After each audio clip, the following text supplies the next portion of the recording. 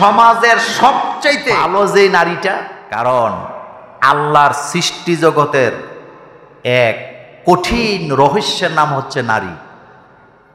আমি নারীদেরকে কি ছোট করতেছি আমি এখানে? তাদের মন বোঝা কি এত সোজা?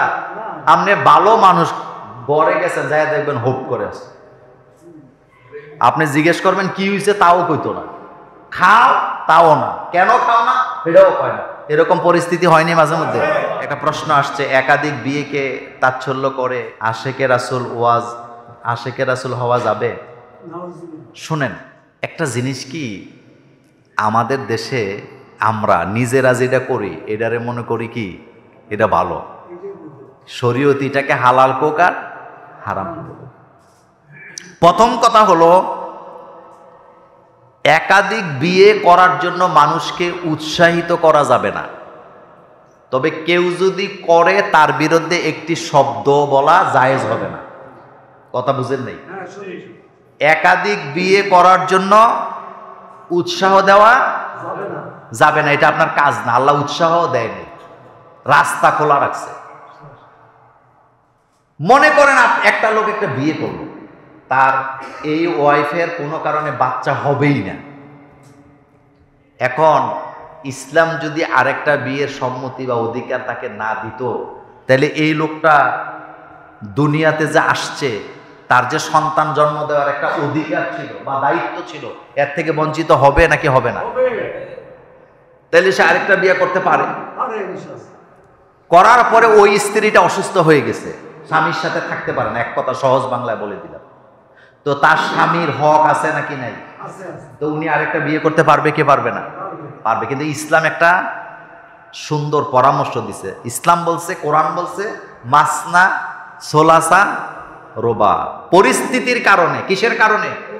পরিস্থিতির কারণে 2 বিয়ে 3 বিয়ে 4 বিয়ে করতে পারবে, কিন্তু 60টার বেশি একসাথে পারবা না। যদি ওখান থেকে একজন মরে যায় তাহলে আরেকজন কি বিয়ে করতে পারবা? এই কথা হুকুমটা কার? কিন্তু এটাকে আল্লাহ আদেশ করছে না সুযোগ দিছে? সুযোগ আর আদেশ দুইটা কি এক জিনিস? এই জায়গায় গন্ডগোল লাগছে। এক সুযোগ আর আদেশ এক না, সুযোগ দেওয়া হয়েছে, বিকল্প ব্যবস্থা, এটা আদেশ না। এটা হচ্ছে কোরআনের একটি হুকুম। এটাকে তুচ্ছ তাচ্ছল্য করে ঈমান থাকবে না। নাম্বার 2, পৃথিবীতে যত নবীর আগমন ঘটছে 99.9% নবীদের একাধিক স্ত্রী ছিল। কথা বুঝেন নাই? একাধিক স্ত্রী ছিল। আমি কিন্তু পয়েন্ট বলছি। তার মানে ম্যাক্সিমাম নবীদেরই কি ছিল? একাধিক স্ত্রী ছিল। মুসা আলাইহিস সালামের কয়টা? কথা কর না কেন? ইব্রাহিম আলাইহিস সালাম। আচ্ছা, আমাদের মেয়েগুলা মর্যাদা বেশি না রাসূলুল্লাহ সাল্লাল্লাহু আলাইহি ওয়াসাল্লামের মেয়ে হযরতে ফাতেমা রাদিয়াল্লাহু আনহার মর্যাদা বেশি? কথা কর না কেন? মানে আমাদের মেয়েগুলা বেশি মর্যাদাশীল না ফাতেমা রাদিয়াল্লাহু আনহার মর্যাদা বেশি? তো ফাতেমা রাদিয়াল্লাহু আনহার স্বামীর নাম কি? হযরত আলী রাদিয়াল্লাহু আনহু। আলীর মর্যাদা কম না বেশি? কার ভাগ বলা হয়? আল্লাহ। তো ফাতেমা রাদিয়াল্লাহু আনহার যে স্বামী হযরতে আলী রাদিয়াল্লাহু আনহু বিয়ে করছে 8টা। কয়টা? এখন আমি মোল্লা নাজিম, আমার মেয়ে স্বামী 8টা বিয়ে করুক, আমি কি এটা চামনি? তার মানে আমি বুঝাইলাম আমার মেয়ের মর্যাদা ফাতেমা রাদিয়াল্লাহু আনহার চাইতেও বেশি। এত পণ্ডিতি ভালো না। একাধিক বিয়ে পুরুষেরা পরিস্থিতির কারণে করে, এটা সাধারণ কথা। এত শখের জ্বালায় কেউ 4 বিয়ে 5 বিয়ে করে না। করে নাকি? করে না। শোনেন, কথা তো রেকর্ড হয়, কথা কিন্তু ঘরেও চলে যায়। একটা কথা বলি, সমাজের সবচাইতে ভালো যে নারীটা, এইটার মন বোঝার যোগ্যতা পৃথিবীর একজন পুরুষের নাই। কারণ আল্লাহর সৃষ্টি জগতের এক কঠিন রহস্যের নাম হচ্ছে নারী। আমি নারীদেরকে কি ছোট করতেছি আমি এখানে? তাদের মন বোঝা কি এত সোজা? আপনি ভালো মানুষ গড়ে গেছেন, যাই দেখবেন হোপ করে আছে। আপনি জিজ্ঞেস করবেন কি হয়েছে, তাও কইতো না। খাও, তাও না। কেন খাও না, এটাও কয় না। এরকম পরিস্থিতি হয়নি মাঝে মধ্যে?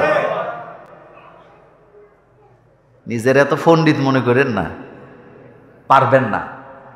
কারণ আল্লাহ পাক তাদেরকে এইভাবেই সৃষ্টি করছে। রাসূলুল্লাহ সাল্লাল্লাহু আলাইহি ওয়াসাল্লাম বলতেছে যে তাদেরকে আল্লাহ পাক কি হাত দিয়া তৈরি করছে?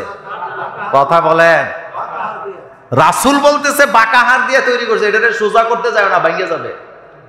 বেশি টাইট দিও না, কিচ্ছু পাবা না।